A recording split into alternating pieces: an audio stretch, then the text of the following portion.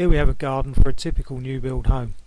As you can see, it's absolutely tiny, and to make matters worse we have that huge shed in the corner, which is the first thing you see when you look out of the patio door, so we need to do something to screen that.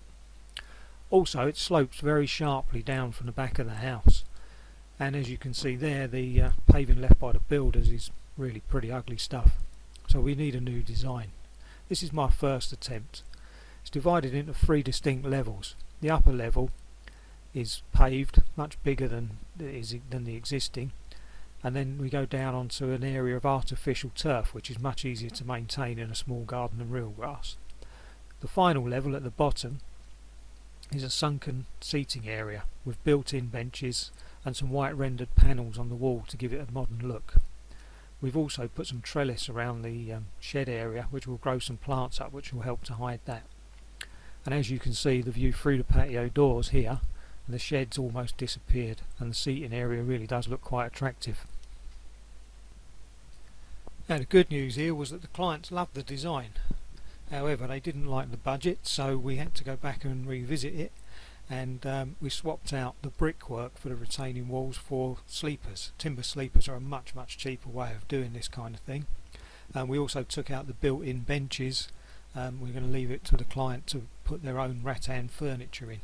Overall, the effect's not much change, so on with the work. The first thing was to dig everything out and set the levels and get all the retaining walls in place with the sleepers, and start bringing in a lot of hardcore, having already taken a huge amount of dirt out.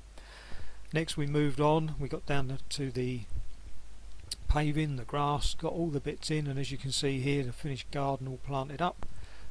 Obviously it needs to grow a little, but not too different to what you've seen on the designs.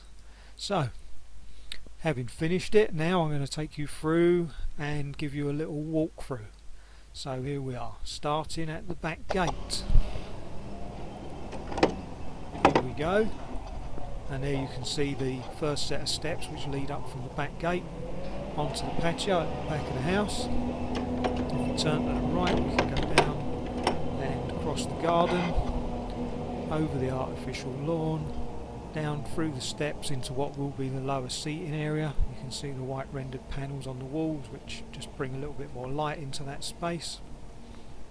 A trellis all around the shed, and the shed door is still quite accessible. Paths wide enough to open the door fully. You can see little clematis down there on the trellis, which will eventually grow up and start to twine around there.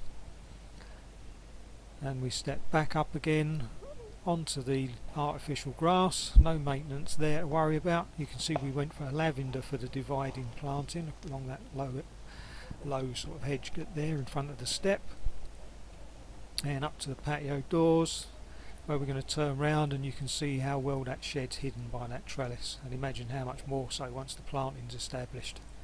And now we've gone from a tiny unusable space to a nice usable garden. So if you like what you see and you need your own garden sorting out, or you're facing similar problems, do feel free to give me a call, and provided you're not too far away, I'll do my best I can for you. Thanks for watching.